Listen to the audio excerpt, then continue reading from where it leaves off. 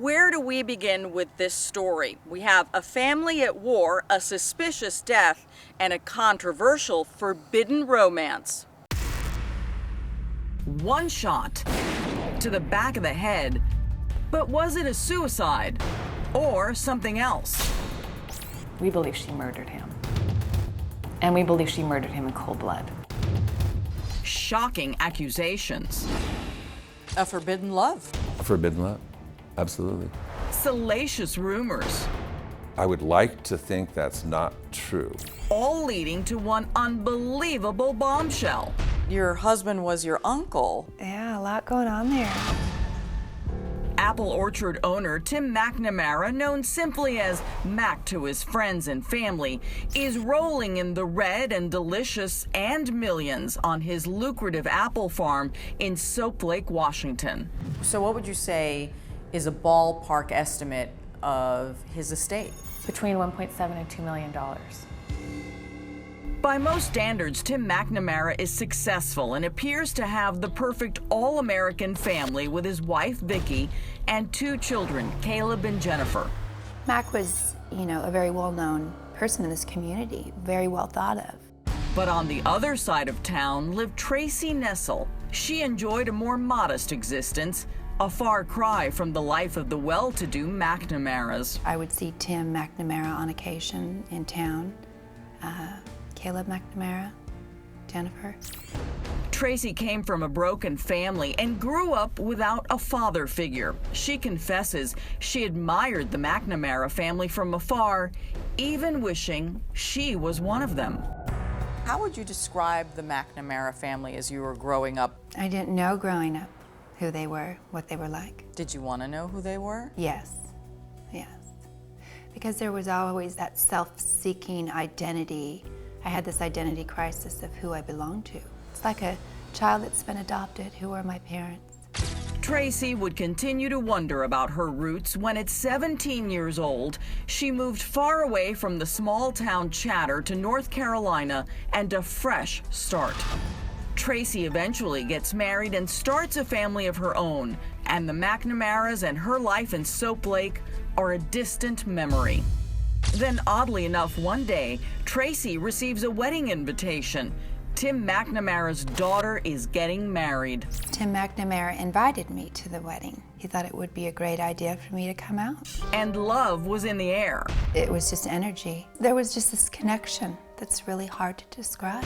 And not just between the bride and the groom. I remember having these feelings for Tim, and vice versa. He expressed that he did it as well. What do you mean by feelings for Tim?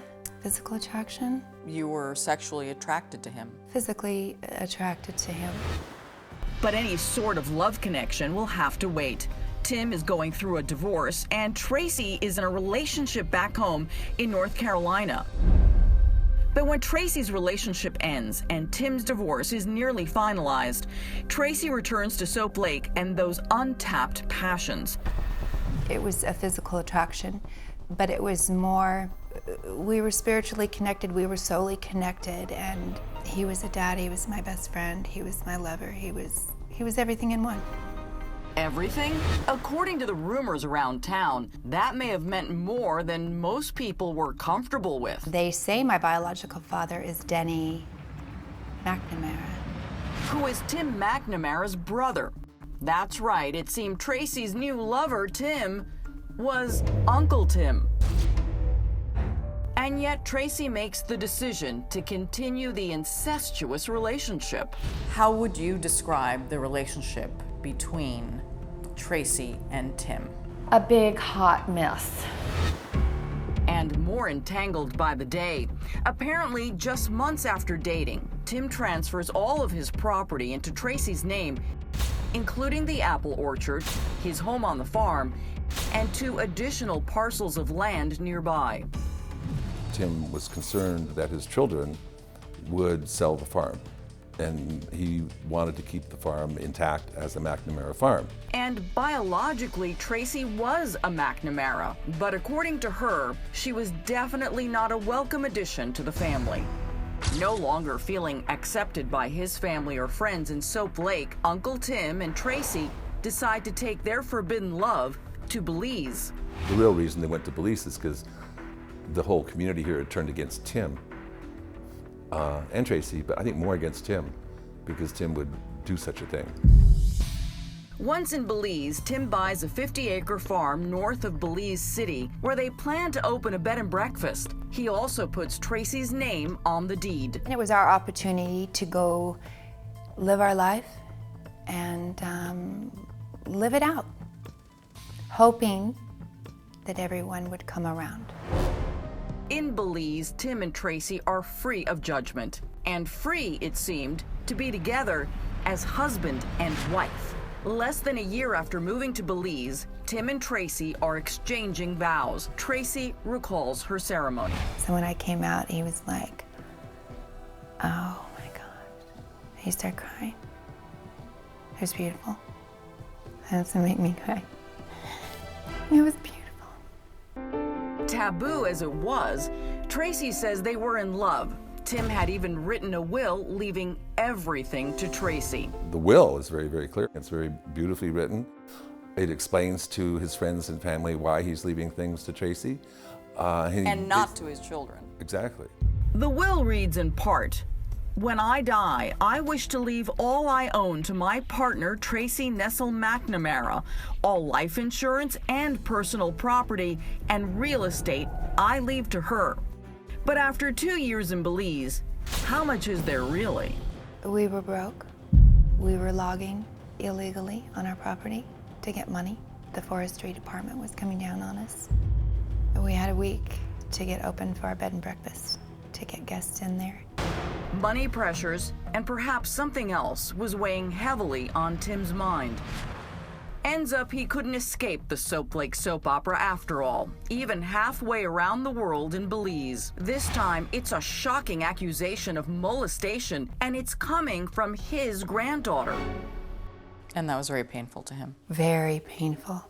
As seen in this email exchange between Tim and his granddaughter, Tim writes, "I never molested you, never looked at you in a bad way, nor had a sick thought of you or anyone else." His granddaughter responds, "You're the adult here, so don't blame anything on me.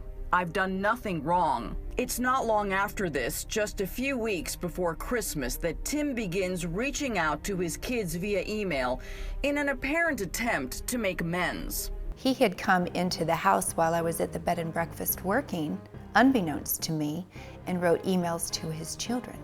Very uncharacteristic of him. Tim and his children had become increasingly distant because of his incestuous relationship and the fact that he cut them out of the inheritance. But by the time Christmas rolls around, it seems maybe Tim is feeling sentimental, reaching out to his son Caleb with these now haunting words. "I sure have loved being your dad." This would be Tim's final email. Moments after hitting send, Tim steps out on the patio. It wasn't uncommon for Mac to go out and fire a shot to scare off whoever was there, potentially, or an animal. Then Tracy says she was in the kitchen making dinner when she heard the loud pop of a gunshot. But I didn't check on him right away because I didn't think anything of it. It was just coming. And then I checked on him. And he was laying there on his side. Tim's been shot in the back of the head. So I just started screaming, "Help me, help me, help me. Somebody please help me." Mac's been shot, or Mac has shot himself. I don't even remember what I said. But is that really what happened? He didn't kill himself. That's our position. What do you think happened then? We think she shot him. That's what we've alleged. Up next, mind-blowing accusations keep coming. He molested Tracy as a child. But there's more, much more. Was there anyone else who had had a relationship with Mac that is close to you? No. Oh, my mother.